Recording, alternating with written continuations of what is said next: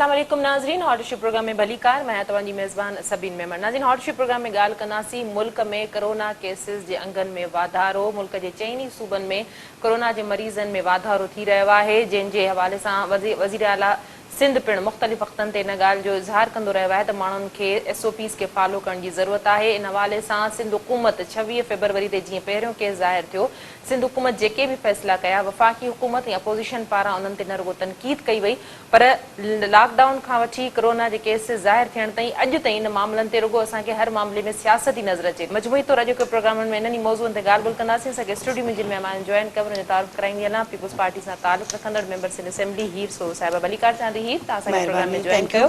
असांखे phone line ते join कयो आहे PTI सां तालुक़ रखंदड़ मेंबर सिंध असेंबली सिद्रा इमरान। सिद्रा, आपको भी वेलकम कहती हूँ, आपने प्रोग्राम में जॉइन किया। जी सभी वालेकुम सलाम।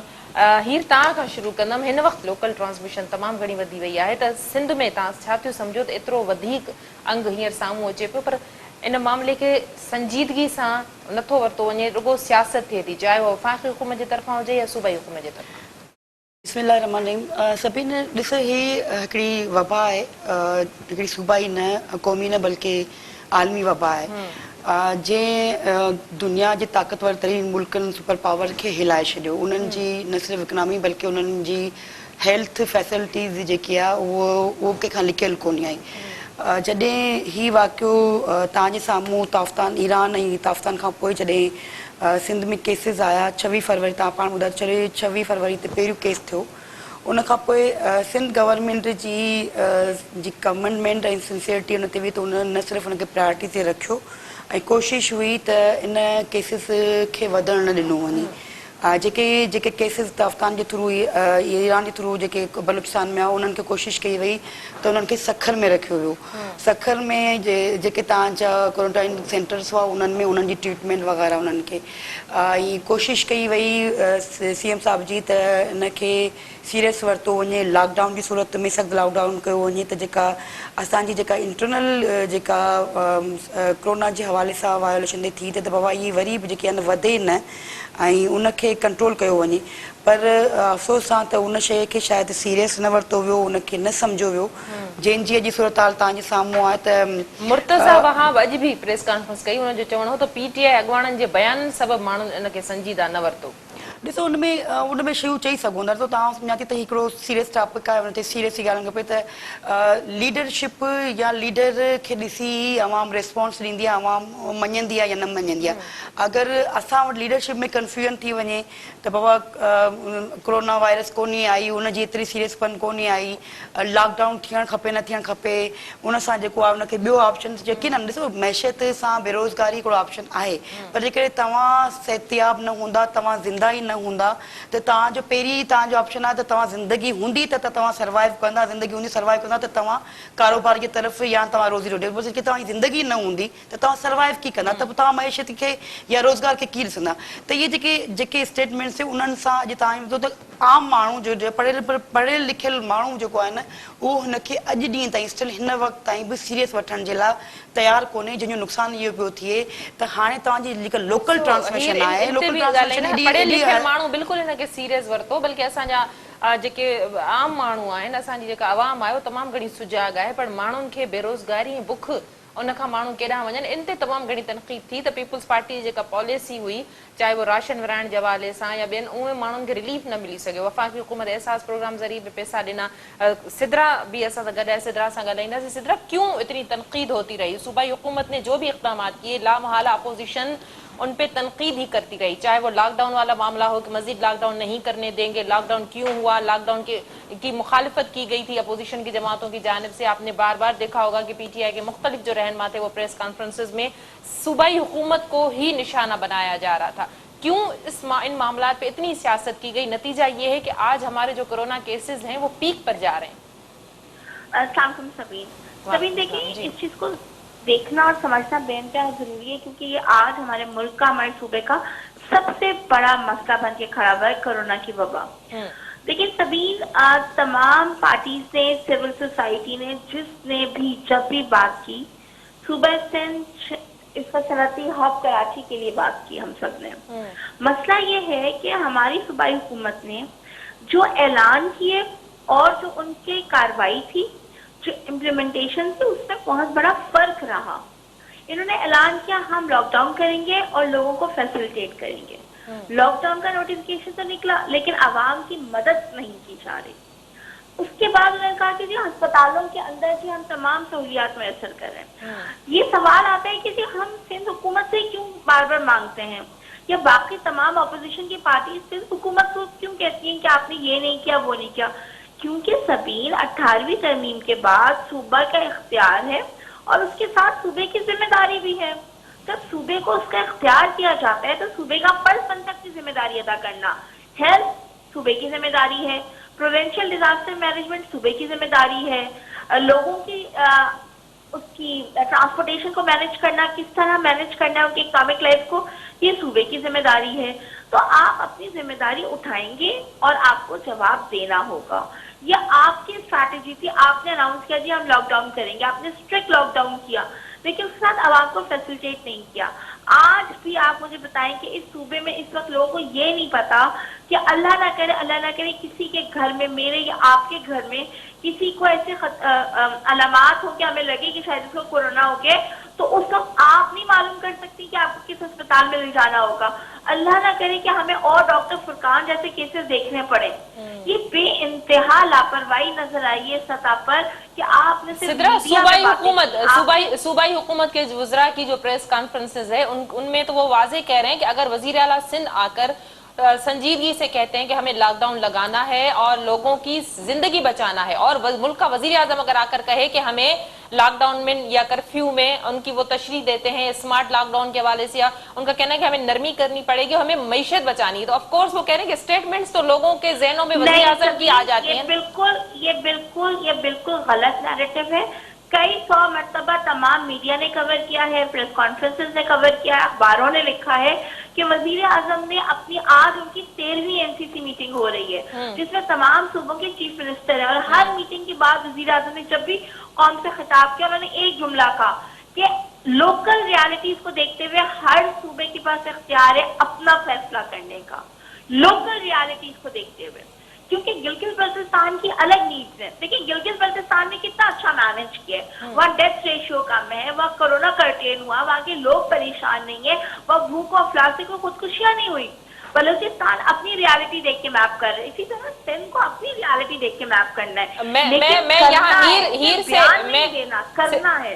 सिद्रा लाइन पे रहिएगा, फिर 18वीं तरमीम का मामला आ जाता है, फिर उसको खत्म करने की बातें, फिर गवर्नर राज की बातें, ये पीपुल्स पार्टी का। मैं चाहूंगी कि हीर इसकी वजाहत कर दें। जी हीर।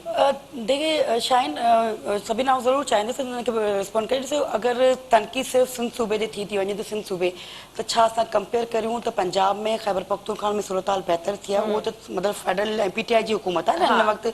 अगरि 72 केसिस हिन वक़्तु थिया आहिनि, 28 केसिस अगरि हिन वक़्तु सिंध में आहिनि, त तव्हांखे ॿिया जेके केसिस आहिनि उहो त तव्हांजे 3 सूबनि में आहिनि। हाणे उहो इन करे जो इन जी कोताही आहे जो तव्हां सीरियस कोन वरितो आहे, इन जा इम्पैक्ट तमामु ख़तरनाक इम्पैक्ट ईंदा, तव्हां सीरियस कोन वरितो आहे।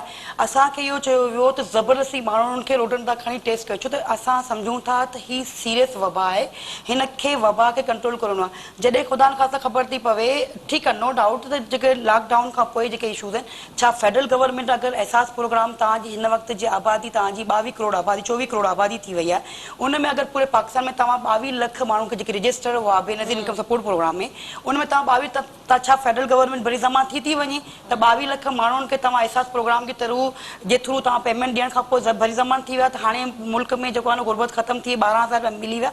अनसफिशियंट आहे, कंहिं बि सूबे जी पोज़ीशन न आहे, कंहिं बि सूबे जी पोज़ीशन न आहे त हू हिन वक़्तु तव्हां माली मदद करे सघो, तव्हां राशन ॾेई सघो, कंहिंजी कैपेसिटी कोन्हे। इवन पंजाब जी बि न आहे, खैबर पख्तूनख्वा बलूचिस्तान जी न आहे, इवन फेडरल जी बि न आहे। तव्हां उन्हनि शयुनि खे सिनेरियो जेको हिन वक़्तु मुल्क जो सिनेरियो, उनजे तहत फ़ैसिला करणा पवंदा, कुझु ॾुखिया फ़ैसिला कुझु करणा पवंदा तव्हांखे।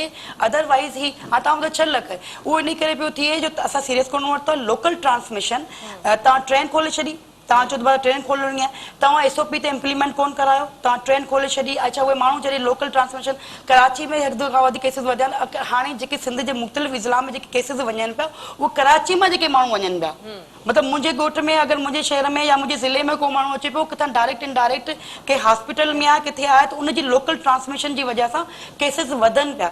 असांजो चवण जो जेको हिन वक़्तु जेको वधनि पिया केसिस, ऐं हीअ जेको आहे ज़बरदस्ती इहो कोन असांखे ख़बर पई त बाबा फ़र्ज़ु करो अगरि ख़ुदा न खास्ता मुंहिंजे घर में कंहिंखे आहे त मूंसां गॾु जिन जिन सोशल कॉन्टेक्ट्स में आऊं जिन जिन सां हुईसि 15 सां 20 सां उन्हनि खे लाज़मी ऐं किथे असां ज़बरदस्ती बि कई आहे, डॉक्टर जी टीम बाक़ाइदा वई आहे उनजी टेस्ट वरिती आहे, त असांखे अंदाज़ो आहे त हीअ हिकिड़ी वबा आहे, वबा की सीरियस थी अञा बि असीं चऊं था त हे जेके शयूं आहिनि ठीकु आहे असां कमियूं आहिनि, असां में कोताहियूं आहिनि, असां अगरि असां सही तरीक़े सां प्रॉपर सिंध गवर्नमेंट न हली त मुंहिंजे ख़्याल में 3 सूबनि में त फेडरल गवर्नमेंट आहे उन्हनि खे त कंट्रोल करे उन्हनि में केसिस वधी रहिया आहिनि, उन्हनि शयुनि खे त बराबरि हल।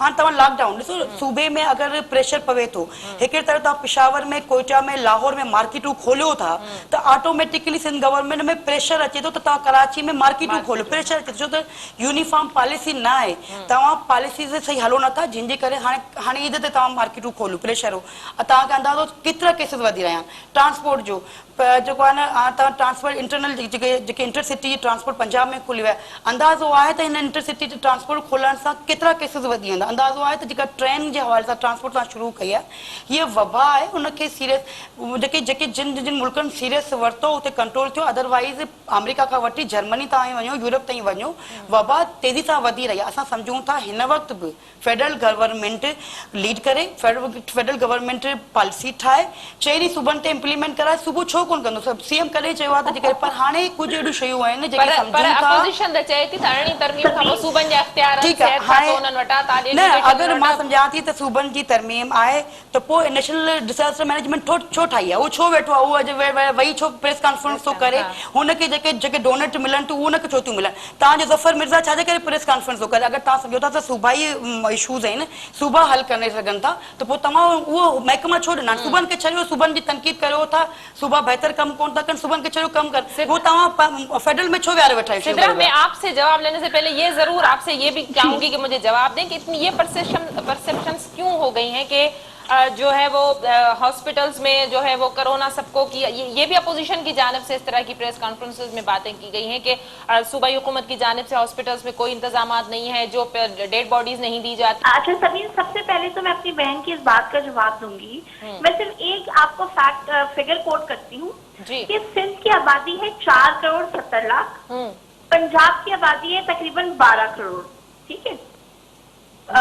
उसके अंदर इस वक्त 25,000 केसेस हैं और सिंध में 27,000 केसेस हैं। तो सूबाई हुकूमत की परफॉर्मेंस तो साफ सिर्फ इस एक नंबर से नजर आ जाती है कि वो सूबा जिसकी आबादी 12 करोड़ आवाम की है उनके पास 25,000 केसेस हैं, और वो सूबा जिसकी आबादी सिर्फ 4 करोड़ 70 लाख है उनके पास 27,000 कोरोना के केसेस हैं। इसमें ये साफ नजर आता है कि मार्च के महीने से वफाकी हुकूमत जो सूबों को सिखाने समझाने मदद की अपील कर रही है कि हम जो स्ट्रैटेजी आपको बता रहे हैं ये एक्सपर्ट ओपिनियन की स्ट्रैटेजी है, खुदारा इसको देखें, इसको कंसिडर करें, इसको इम्प्लीमेंट करें, स्मार्ट लॉकडाउन की तरफ आए, TTQ पॉलिसी पे जाए।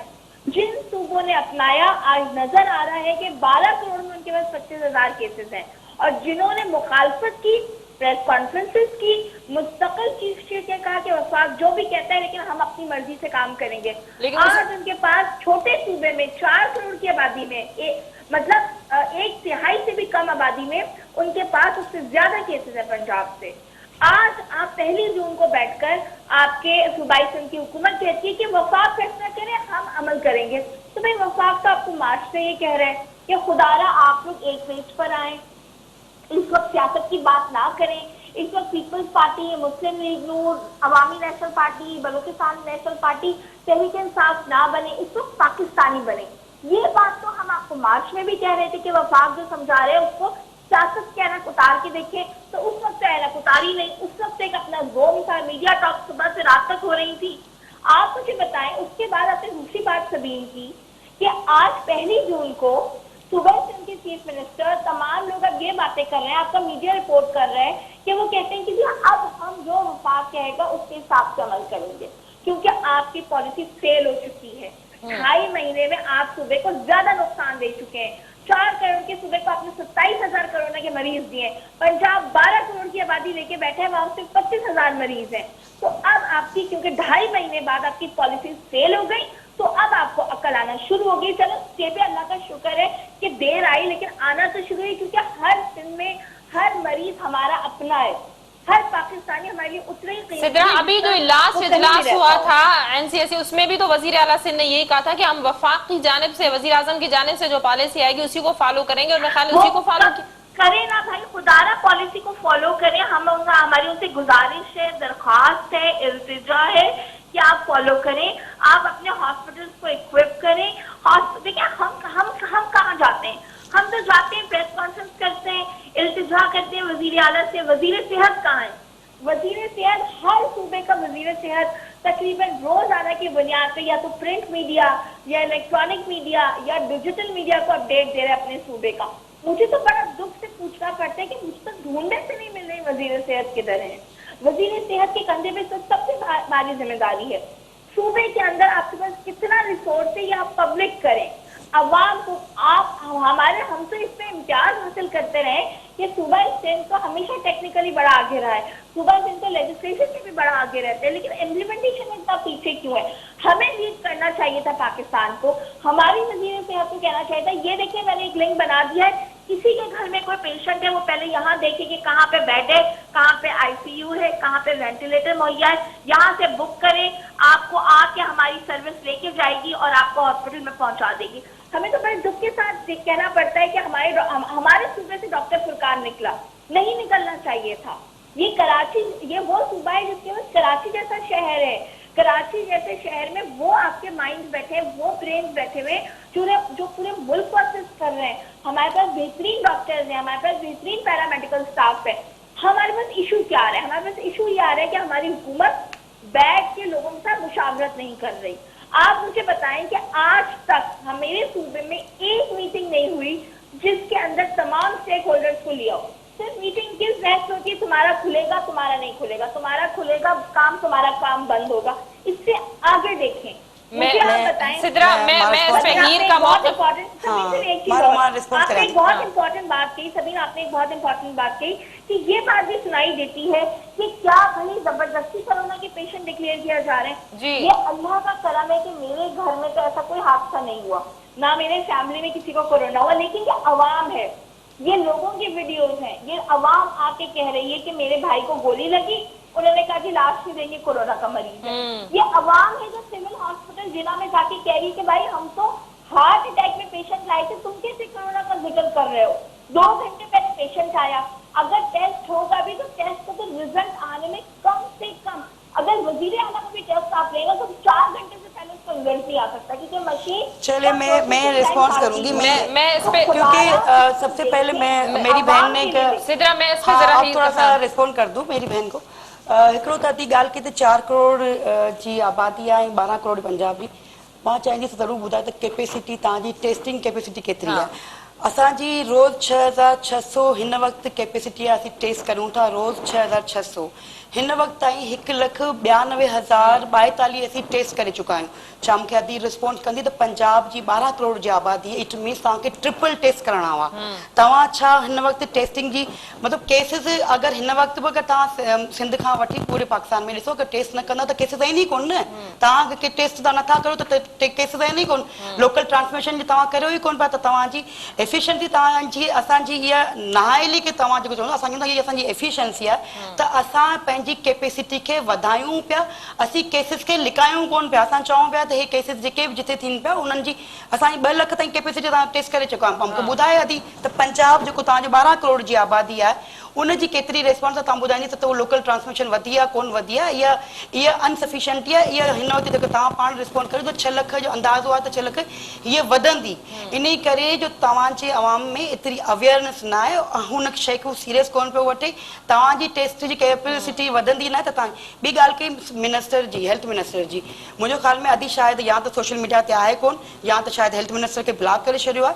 उनजी हर जेको बाक़ाइदा उहो रिस्पॉन्स करे थी, प्रेस कॉन्फ्रेंस कॉन्फ्रेंस करे थी, मीडिया खे ॿुधाए थी, टेस्टिंग जी कैपेसिटी वधे थी, पेनाडेमिक जे हवाले सां जेको हुननि जो आहे उहो प्लाज़्मा जे हवाले सां जेको असांजी सूबे जी इहा एफिशिएंसी आहे बहितर आहे, त जेको प्लाज़्मा जे थ्रू जेको आहे तव्हां इलाज ट्रीटमेंट करो पिया, उहो अपील करे थी, उहो मिले थी। इहो कोन्हे त तव्हांजो बाक़ी हाणे असां ख़बर न आहे त हेल्थ मिनिस्टर यास्मीन साहिबा जे मुंहुं त आउं थोरो घणो वेहंदी आहे सोशल मीडिया ते, मूंखे त मोहतरमा नज़र कोन थी अचे। हिकिड़ी दफ़ा नज़र आई हुई जेका 9 करोड़ जो जेको तव्हां जेको कर्टिना सेंटर ठाहियो हो, हुन में हिकु तस्वीर आई, हुन खां पोइ किथे आहे उहो शयूं तव्हांजो हेल्थ डिपार्टमेंट बाक़ाइदा असांजो प्रॉपर वे में कमु कंदो। सो किथे आउं कोन थी चवां त तव्हां 100% केओ डिपार्टमेंट हेल्थ डिपार्टमेंट कंदो, पर पीपल्स पार्टी जा वज़ीर त डिनाय करे चुका त ये वीडियोस सूबाई हुकूमत सां खामखा जोड़ी थी वञनि, इंतजामिया तरफ़ां गवर्नमेंट जी तव्हां इहो केस तव्हां अगरि हिन वक़्तु तव्हां ख़ुदा न ख़ास्ता हिकिड़ो केस डॉक्टर फुरकान जो, पंजाब में रोज़ डॉक्टर मरनि पिया तव्हांजा कोरोना वायरस जा। कल्ह बि 4 डॉक्टर तव्हांजा कोरोना वायरस में जेको आहे न ख़ैबर पख्तूनख्वा में अॼु बि तव्हां वटि केसिस आहिनि त कोरोना वायरस में 74 तव्हांजा सिर्फ़ु जेको आहे न KPK में जेको आहे न पॉज़िटिव केसिस अची विया आहिनि। त इहो असां कोन चई सघूं तव्हां हिन शइ खे अञा ताईं बि तनक़ीद भराए तनक़ीद करणी आहे त तव्हांजो मसइलो हिन वक़्तु तव्हांजे साम्हूं पुलिस जो हुजे, पैरामेडिकल स्टाफ हुजे, डॉक्टर जी सूरत हाल तव्हांजे साम्हूं आहे। सिंध गवर्नमेंट जो चवणु इहो आहे त सुभाणे असां वटि सूरत हाल अहिड़ी न थी वञे, असां वटि यकीनन असांजी एतिरी तव्हां वटि अमेरिका सर्वाइव न करे सघियो आहे, जर्मनी सर्वाइव न करे, सिंध सूबे जी छा कैपेसिटी जिते कैपेसिटी हूंदी ओतिरो कमु कंदी न, तव्हांजे पूरे मुल्क जी सूरत हाल ख़राब थी वेंदी, तव्हांजी गुंजाइश खां वधीक जेके तव्हां पेशेंट्स अची वेंदा त तव्हां करे कोन सर्वाइव कोन करे सघंदा। उनजे बावजूदि सिंध गवर्नमेंट कोशिशि करे पई त पंहिंजे न सिर्फ़ु कर्तना सेंटर्स खे वधाए पियो, उन में इम्प्रूवमेंट कई आहे। उन तव्हांजी डिस्ट्रिक्ट वाइज़ हिन वक़्तु हाणे तव्हां ॿुधायो सिजावल में केसिस वधनि पिया ऐं उनखे बाक़ाइदा यकीन करो, आउं इहा तारीफ़ कोन थी करियां त मेडिकल स्टाफ जेतिरो सिंसियरिटी सां यकीन करे कमु, मां सलाम थी करियां उन्हनि खे बाक़ाइदा पंहिंजी लाइफ खे रिस्क में विझी यार असां टेस्ट कराया, तव्हांखे अंदाज़ो आहे त हू टीम कीअं थी अचे, केॾी महिनत केतिरी जफ़ाकश सां हू परसू थी करे। असांखे अॼु ख़बर पई त हिकिड़ो पेशेंट जेको बदीन में पॉज़िटिव थियो, उन लिकी भॼी वियो हलो ऐं सॼे ॻोठ में हलियो। हाणे तव्हां ॿुधायो पूरे ॻोठ खे जेको आहे न बाक़ाइदा लॉकडाउन करणो पइजी वियो आहे। त शयूं जेके आहिनि न उन्हनि ते उन्हनि जो हक़ आहे करनि, असां यकीननि शयूं करूं, पर जिथे बहितर शइ थिए थी, बहितर कमु थिए थो, उनखे एप्रिसिएशन मिलणु खपे। तव्हांजो मूंखे ॿुधायो 8 साल त KPK में बि थी विया आहिनि न, 8 साल त हुकूमत में थी विया आहिनि। तव्हां ॿुधायो त कहिड़ो हेल्थ इंस्टीट्यूट हेल्थ यूनिट बहितरीनु आहे? आउं त ॻणायां थी 4 यूनिट असां वटि सिंध गवर्नमेंट जा यूनिट्स आहिनि, तव्हां मूंखे ॿुधायो KPK जो को हिकिड़ो यूनिट ॿुधायो। चैलेंज करियां थी त मुंहिंजी भेण खे ॿुधाए वञे त कराची जो को पेशेंट ख़ैबर पख्तूनख्वा में पेशावर में ट्रीटमेंट, पर आउं इहो चवां थी त पेशावर जो पेशेंट कराची में ट्रीटमेंट लाइ ज़रूरु अचे थो त उते पोइ बहितर सूरत हाल आहे, माण्हुनि जो ट्रीटमेंट थिए थो, शयूं बहितर थियनि थियूं। बाक़ी कुझु कमियूं कोताहियूं हूंदियूं आहिनि, उन्हनि खे बहितर करणु असांजो कमु आहे। असांजी ज़िम्मेवारी असीं ऑन करियूं था पंहिंजे सूबे खे, असीं पंहिंजे माण्हुनि खे ऑन करियूं था, सियासत कोन था करियूं, जेतिरी असांजी कैपेसिटी है। अपोजिशन पीपल्स पार्टी सिद्रा अपोजिशन तो ये कहती है कि पीपल्स पार्टी ऑन नहीं करती, सूबा सिंध हमारा है, हम इसको ऑन करते हैं। और कौमी पॉलिसी के हवाले से तो वजीर आला सिंध बार बार कहे जा रहे थे कि कौमी पॉलिसी बननी चाहिए ताकि जिसपे चारों सूबे मुत्तफिक होकर अमल कर सकें। SOPs के हवाले से जिस तरह से नरमी की गई सारे मामलात में, लेकिन SOPs पे अमल करने के हवाले से या न करने के हवाले से भी सूबाई हुकूमत पे ही तनकीद। अच्छा देखिए, सभी इस बात को समझना बड़ा जरूरी है कि वफाक पॉलिसी मुरतब करता है, पॉलिसी बनाता है, पॉलिसी की आउटलाइन देता है जी। हर पॉलिसी की इम्प्लीमेंटेशन लोकल सतह पे की जाती है अक्रॉस पाकिस्तान। चाहे आप तालीम की पॉलिसी को देखें, आप नेशनल डिजास्टर की पॉलिसी को देखें जिस वक्त जिसका सामना हम लोग आज कर रहे हैं, आप नेशनल डिफेंस की पॉलिसी को देखें, किसी भी पॉलिसी को देखें, फेडरल गवर्नमेंट पॉलिसी बनाती है और लोकल गवर्नमेंट सूबाई हुकूमत की सरपरस्ती में पॉलिसी इम्प्लीमेंट करती है। पहले दिन से NCOC पर NCC नेशनल कोऑर्डिनेशन कमेटी में पॉलिसी बना के दी जा रही है। सिर्फ एक सूबा है जो मुखालफत करता रहा, जिसने कंप्लाई नहीं किया, जो आज सबसे ज्यादा नुकसान देख रहे हैं वो सूबाई सिंध। ये चीज डॉक्यूमेंटेड है, ऑन द मीडिया है, ऑन द रिकॉर्ड है। उसके बाद हम बात करते हैं कि आपने कहा कि ये सूबाई सिंध से क्यों कहा जाता है, क्योंकि सूबाई सिंध की सबसे ज्यादा इश्यूज है, सूबाई सिंध का सबसे ज्यादा रिपोर्ट्स हो रही है, सूबाई सिंध के अंदर टेस्ट करें तभी रिपोर्ट्स हो रहे हैं यार। लेकिन टेस्ट हर जगह हो रहे हैं। नहीं, आप मुझे बता देना मसला आपके, आप तीनों सूबों की बता देना, कैपेसिटी पे तीनों सूबों की रिपोर्ट दे दे कितने टेस्ट हो रहे हैं, तीनों सूबों के बता दे कितने टेस्ट हो रहे हैं। उन्होंने स्मार्ट लॉकडाउन की अप्रोच अपनाई, उन्होंने TCCU की पॉलिसी अपनाई। ये आज जाकर जब तीनों सूबे और बाकी हमारे 2 administrative unit Gilgit Baltistan, Azad Jammu and Kashmir, जब ये 500 फेडरेशन यूनिट्स ने क्योंकि पॉलिसी अपना ली, इम्प्लीमेंट कर ली, उसके बाद 3 दिन पहले से सिंध हुकूमत उसको ऑन बोर्ड है। देखिए सिंध हुकूमत अगर समझती है कि उनके पास कोरोना से लड़ने का, इस वबा का मुकाबला करने का बेहतर निजाम है, तो उस निजाम को मीडिया टॉक पे ना रखा जाए, अवाम के लिए इम्प्लीमेंट किया जाए। अवाम के लिए क्या इम्प्लीमेंट हुआ? ये अवाम कह रही है, आप मीडिया में सभी ने आपके सामने तमाम डेटा आ रहा है, ये अवाम कह रही है कि मार्च से लेकर जून हो गया है, लेकिन सूबे में सिर्फ हैदराबाद और कराची में ही आपने वेंटिलेटर्स रखे हुए हैं। ये अवाम कह रही है कि घोटकी से, मीरपुर खास से, बदीन में आपके पास सर्विसेज नामुकम्मल है। ये अवाम कह रही है कि अभी तक आपने जो है वो स्टैंड बाय नहीं किया, कोई ऐसी सर्विस, कोई ऐसी रेस्क्यू ऑपरेशन जो dedicatedly from A to Z, point 1 to point last आपके कोविड के लिए हो, कोरोना से मुतासर अफराद के लिए हो। जिसके घर में अल्लाह ना करे एक पेशेंट हो जाता है, वो तो दर बदर की ठोकरें खाता है। पहले वो एम्बुलेंस के लिए परेशान होता है क्योंकि यहाँ पे कोई सर्विस नहीं है गवर्नमेंट की, फिर वो अस्पताल में जा एंट्री के लिए परेशान होता है, उसके बाद वो बेड हासिल करने के लिए परेशान होता है। अल्लाह ना करे वो दुनिया का चला जाए तो इस गम में वो तदफीन के लिए, लाश हासिल करने के लिए परेशान होता है। भाई आप डिस्ट्रिक्ट इंतजामिया को मुतारिक करें और बेहतर तरीके से करें। क्यों डिस्ट्रिक्ट इंतजामिया को ये गाइडलाइंस नहीं दी गई? क्यों आवाम को फैसिलिटेट नहीं किया जा रहा? आप क्यों कहते हैं कि भी मरीज जाके खुद ढूंढते बेड किधर है? होना ये चाहिए कि मरीज रिपोर्ट करे, आपका अमला लेके जाए। इतनी इन्वेस्टमेंट हो चुकी है, इतने फंड कायम हो गए हैं, इतनी कमेटीज बन गई, हर जिले में कमेटीज बन गई। सुबह शाम हमारे जो एडवाइजर हैं और हमारे जो वजीर आला हैं और बाकी मिनिस्टर सुबह शाम मीडिया टॉक्स कर रहे हैं। भाई मीडिया टॉक्स के बाद अमल में कर लें। आपने मीडिया टॉक मार्च में भी की, अप्रैल में भी की, मई में भी की। आज जब इतना मसला बढ़ गया अभी भी मीडिया टॉक कर रहे हैं। भाई ये मीडिया टॉक से हम आगे क्या बढ़ेंगे?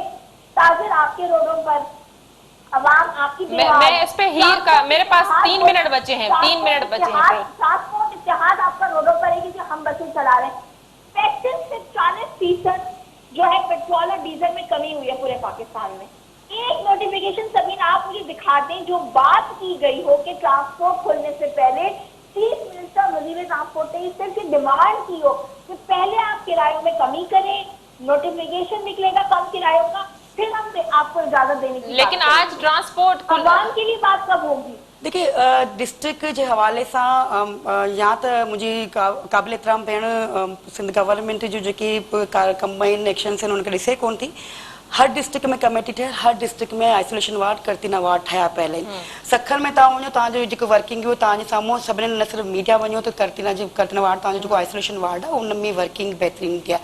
हर डिस्ट्रिक्ट में कम थिए पियो। सीएम साहब सिर्फ़ु मीडिया प्रेस कॉन्फ्रेंस कोन थो करे, सीएम जी जेको आहे बाक़ाइदा जेको वीडियो लिंक जे थ्रू, डीसी जे थ्रू, जो हेल्थ जे थ्रू उन्हनि सां बाक़ाइदा मीटिंग्स थियनि थियूं, उन्हनि प्रॉपर थियनि थियूं, उन्हनि जो प्रॉपर ट्रीटमेंट थिए थो। जेके बि असां वटि केसिस अचनि था, केसिस इन करे कोन पिया नाहेली करे कोन के वधनि, केसिस इन करे पिया वधनि जो तव्हां टेस्ट करियो पिया। ऐं इहो सवाल वरी अधिका पुछंदसि त जेको आहे टेस्ट किस ॻाल्हि कई वेंटिलेटर जी, बलूचिस्तान में आवाम कोन पई चए, बलूचिस्तान में जेको मिनस जेको एसओपी से भी फॉलो न पियो थिए न, उन एसओपी सां गॾो गॾु सीरियस थी तव्हां वेंटिलेटर जी कैपेसिटी जेको आहे वेंटिलेटर जी कैपेसिटी हिन वक़्तु बि असां ते तनक़ीद थी कई वञे। सुप्रीम कोर्ट में जमा कयल रिपोर्ट जे मुताबिक़ सभ खां वधीक सिंध सूबे में वेंटिलेटर आहिनि। तव्हां केपीके में हिन वक़्तु 50 आहिनि, बलूचिस्तान में 15 वेंटिलेटर आहिनि हिन वक़्तु। सभी देखे मेरी बहन, जब आपकी बारी आई थी मैं तामुल के साथ सुन रही थी, तो जब आप दूसरों की बारी ना तो सुना करें, सुन ले दूसरों की बात। ये कोई नहीं है कि आप अपनी बात कर लो फिर दूसरे की।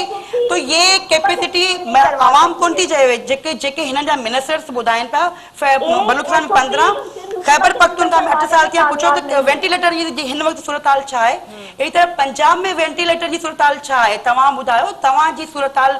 असीं त चऊं पिया असांजी हिकु सूरत-हाल, तव्हां ॿुधायो त तव्हांजी हिन वक़्तु कैपेसिटी केतिरी आहे, तव्हां फैसिलिटीज़ केतिरियूं ॾिनियूं आहिनि, पेशेंट्स तव्हांजा त पैरामेडिकल स्टाफ उहो पियो मरे, तव्हांजो डॉक्टर्स जेके तव्हांजे अॻियां बीठनि फ्रंट लाइन ते उहे पिया मरनि, उहो रुअनि पिया। केपीके जी वीडियो ॾिसो, तव्हां पंजाब जी वीडियो ॾिसो। मुंहिंजी भेण थोरो होश में अचो, सिर्फ़ु सिंध ते तनक़ीद करण खां बहितर आहे त ओवरऑल पूरे पाकिस्तान जी सूरत हाल के ॾिसो हिन वक़्तु सीरियस कंडीशन आहे असीं जेको करियूं पिया उहो आवाम खे रिस्पॉन्स ॾियण वारा आहियूं पर तव्हां नुमाइंदा पाकिस्तान जा नुमाइंदा आहियो तव्हां पीटीआई जी गवर्नमेंट 3 सूबनि में गवर्नमेंट आहे उन्हनि जी सूरत हाल खे ॾिसी ॿुधायो त तव्हांजी एफिशिएंसी तव्हांजी कैपेसिटी केतिरी आहे फैसिलिटीज़ केपीके जी फैसिलिटीज़ ॿुधायो केतिरा यूनिट तव्हांजा खुलिया आहिनि तव्हांजा करतिना से वार्ड केतिरा आहिनि तव्हां ॿुधायो केतिरियूं शयूं कयूं आहिनि बाक़ी उहो तनक़ीद करणी आहे त या तनक़ीद जे लाइ फेडरल जे हवाले सां जेको हिन वक़्तु चीन वारी रिपोर्ट गैस जी रिपोर्ट शयूं घणियूं आहिनि जिते ॻाल्हाए सघिजे थो जिते तनक़ीद करे सघिजे थी मेरा समीन मसला ये है जी। सभी मैं सिर्फ एक वन लाइनर में बात जी, करूंगी। जी।